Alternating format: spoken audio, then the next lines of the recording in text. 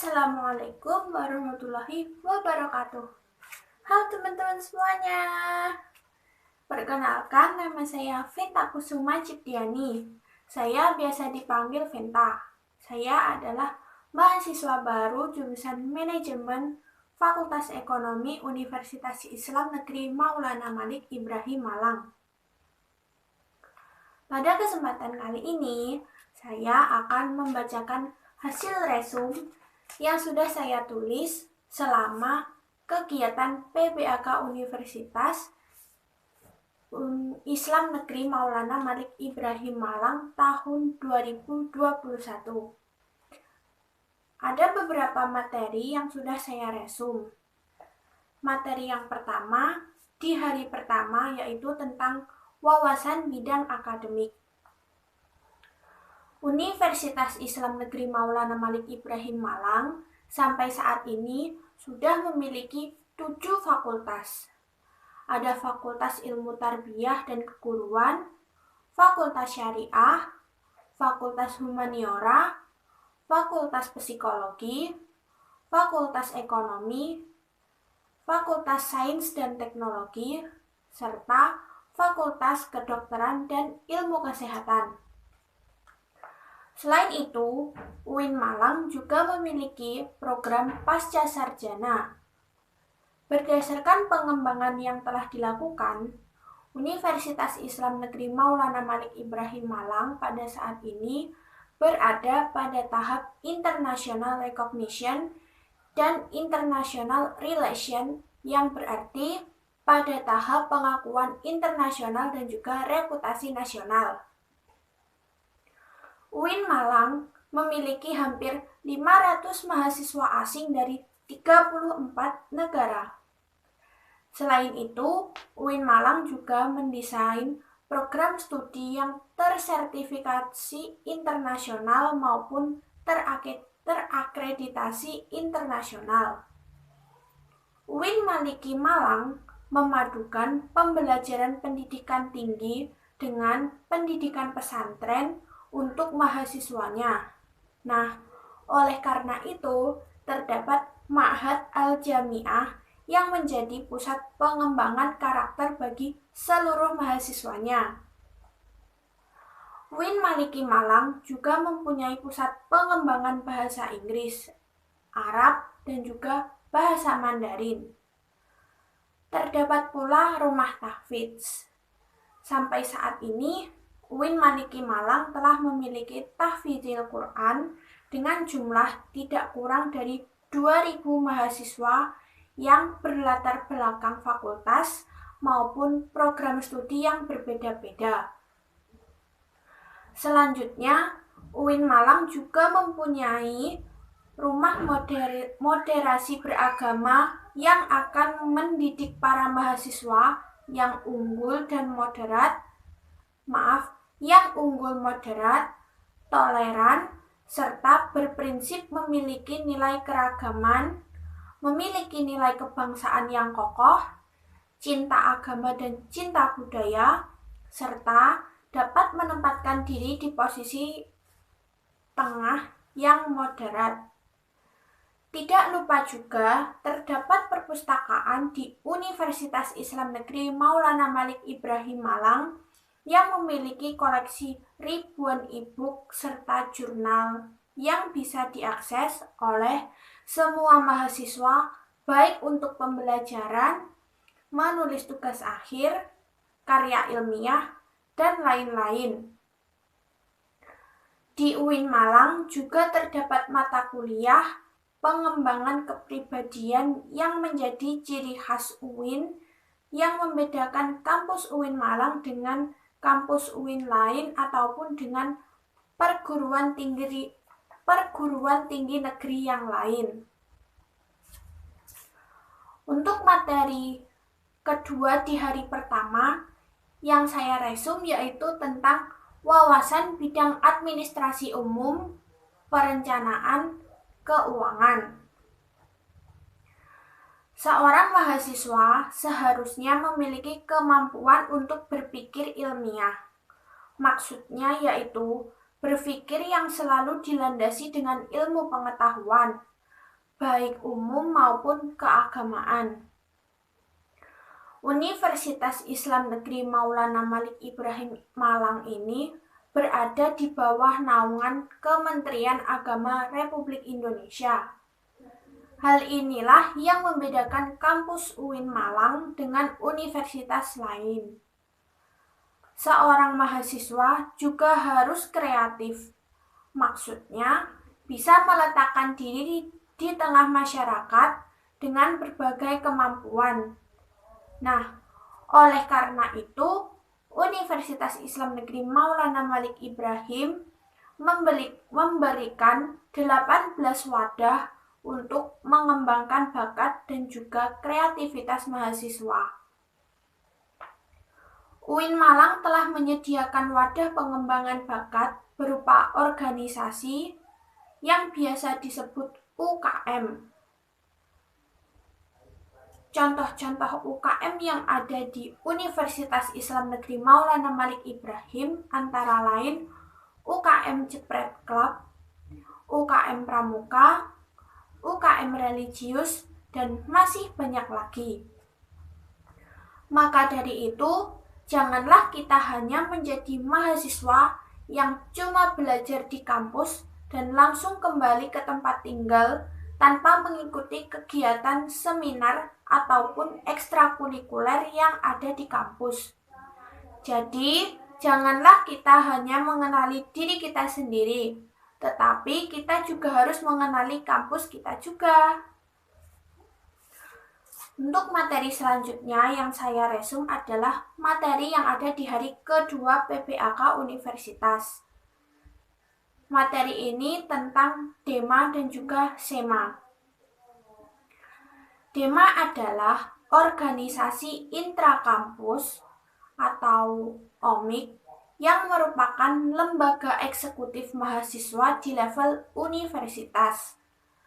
DEMA memiliki fungsi sebagai pelaksana program organisasi kemahasiswaan sebagai lembaga yang mengkoordinasi dan menginstruksikan pelaksanaan kegiatan kemahasiswaan di tingkat universitas. Dewan Eksekutif Mahasiswa memiliki tugas seperti melaksanakan program kerja organisasi yang sudah disepakati Senat Mahasiswa Universitas atau SEMA, mengkomunikasikan dan menginformasikan kegiatan kemahasiswaan di tingkat universitas, dan melaksanakan koordinasi dan sinkronisasi kegiatan kemahasiswaan. Selain Dewan Eksekutif Mahasiswa, juga terdapat Senat Mahasiswa atau biasa disebut dengan SEMA.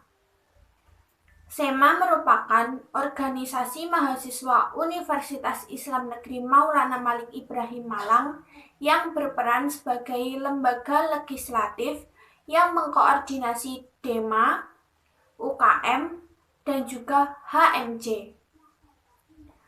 Fungsi SEMA terdiri dari fungsi advokasi, fungsi legislasi, fungsi pengawasan, dan juga fungsi penganggaran.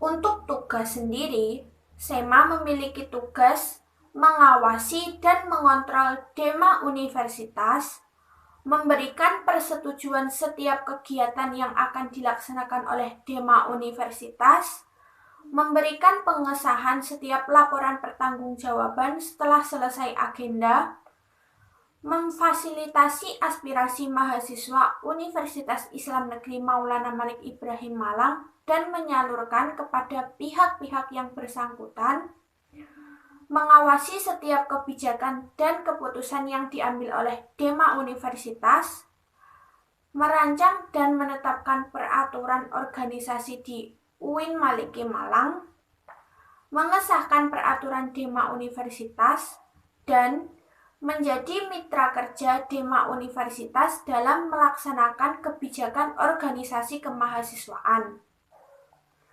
Selain itu, SEMA juga memiliki wewenang membentuk undang-undang yang dibahas dengan presiden mahasiswa untuk mendapatkan persetujuan bersama, menampung dan mempertimbangkan segala aspirasi mahasiswa, memberikan mandat untuk pelaksanaan pemilwa, serta masih banyak lagi.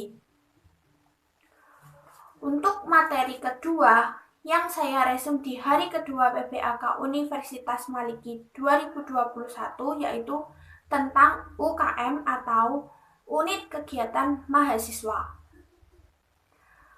Ada beberapa macam UKM yang ada di UIN Maliki Malang.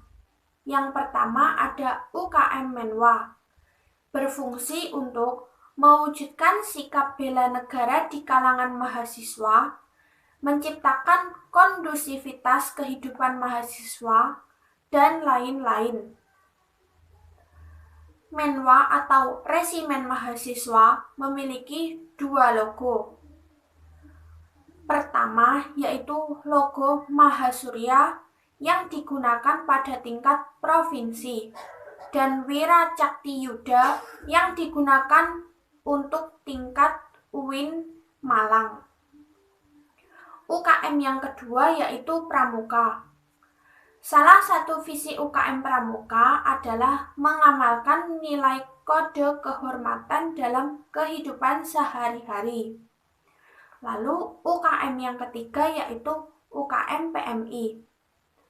UKM PMI bergerak di bidang kemanusiaan, kekeluargaan, dan kemanfaatan. UKM PMI ini didirikan oleh Bapak Zainal Abidin dan Bapak Mustafa pada bulan November 1990 dengan lambang burung Raja Wali. UKM yang keempat yaitu UKM GGB atau Gema Gita Bahana. UKM ini masih berumur 6 tahun. Gema Gita Bahana bergerak di bidang pengembangan bakat tarik suara mahasiswa. GGB mempelajari ilmu musik seperti not angka, not balok, dan lain-lain, serta tak lupa juga mempelajari tentang ilmu keorganisasian. UKM yang kelima yaitu UKM SR atau Seni Religius, yaitu lembaga otonom yang memiliki jalur koordinatif yang bergerak dalam bidang seni Islam. Ada beberapa divisi di dalamnya, seperti kaligrafi, qiraah, MC, qasidah, nasyid, sholawat, dan juga gambus. UKM yang keenam yaitu teater. UKM teater sudah berumur 35 tahun. Dalam UKM teater akan diajarkan berbagai macam hal seperti seni musik, tari-tarian, sastra, dan juga aktor, serta yang lain-lain. UKM yang ketujuh yaitu UKM Mapala Tursina merupakan organisasi pecinta alam. Kegiatan utamanya yaitu rekreasi, sosial, olahraga, dan juga ilmiah. UKM yang ke-8 yaitu Unior atau Unit Olahraga, merupakan organisasi yang memfasilitasi mahasiswa dalam bidang olahraga. Di dalamnya ada 7 cabang olahraga yaitu sepak bola, voli, bulu tangkis, tenis meja, basket, sepak takraw, dan catur. UKM yang ke-9 yaitu UKM Kopma Padang Bulan yang didirikan oleh Bapak Dr. Andes Haji Irfan SH MPD pada tanggal 9 Maret tahun 2000. Unit usaha Kopma terdiri dari minimarket, counter pulsa, tempat fotokopi, dan usaha catering.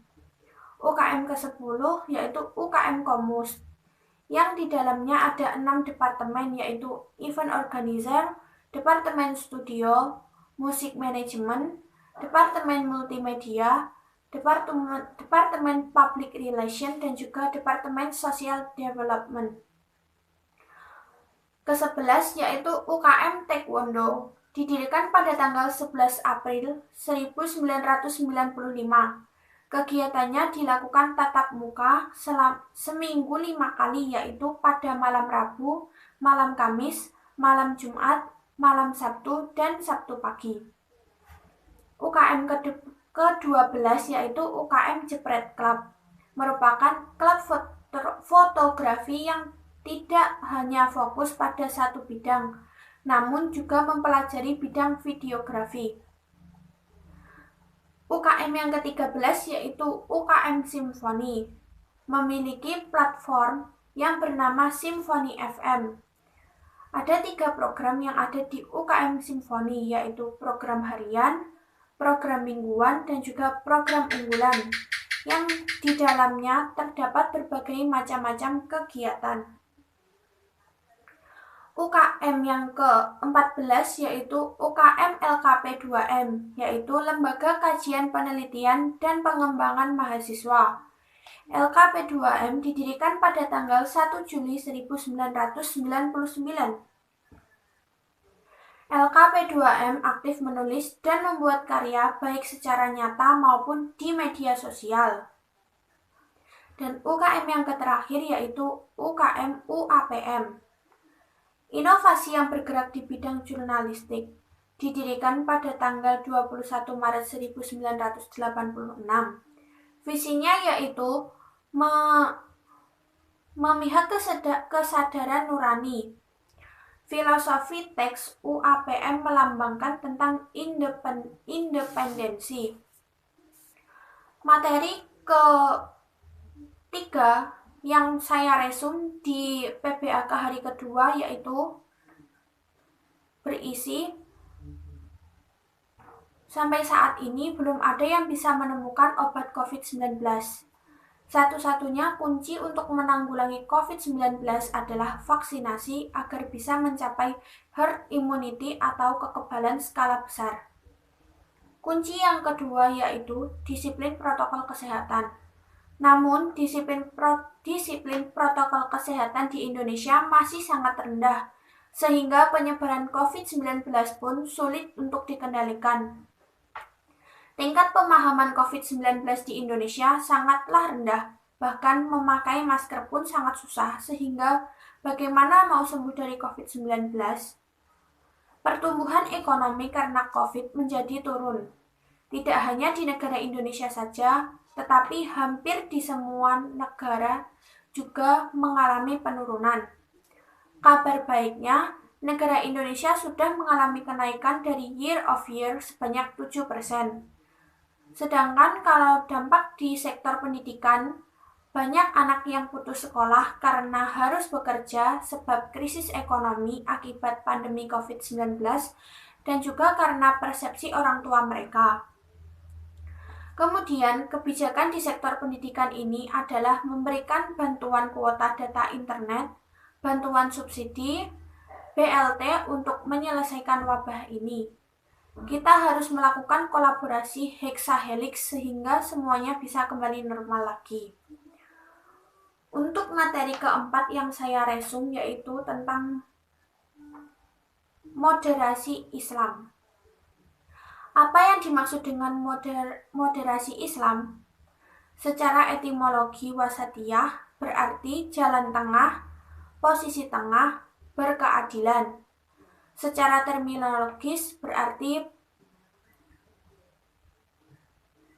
pemakan praktek yang menjunjung tinggi kesetaraan, keberagaman, toleransi dengan berpijak pada prinsip tawazun antara resiko atau logika, teks serta konteks. Dasar teologisnya yaitu pada Al-Quran Surah Al-Baqarah ayat 143 serta beberapa hadis dalam Sahih Bukhari. Nah, mengapa moderasi penting di negara Indonesia? Sebab karakter Islam sebagai agama rahmatan lil alamin yang menjunjung tinggi keadaban Islam dan harmoni inter dan antar pemeluk agama, historitas Islam di Indonesia, serta karakter masyarakat Indonesia yang lekat dengan kesatuan dan harmoni, dan juga ideologi Pancasila dan moto Bhinneka Tunggal Ika. Nah, apa saja peran mahasiswa untuk UIN Malang dalam era moderasi ini? Mahasiswa harus memerankan diri sebagai agents of change dalam menguatkan dan mendesinisasi agenda moderasi. Yang kedua yaitu mahasiswa harus mengedepankan kepentingan kebangsaan dan juga keagamaan. Dan yang terakhir yaitu mahasiswa UIN harus cerdas akademik, religius, dan juga berkebinekaan. Nah, itu tadi adalah rangkuman materi atau resume materi yang sudah saya catat di hari pertama dan hari kedua PPAKU Universitas Islam Negeri Maulana Malik Ibrahim Malang. Sekian dari saya, mohon maaf bila ada kurang dan lebihnya. Terima kasih. Wassalamualaikum warahmatullahi wabarakatuh.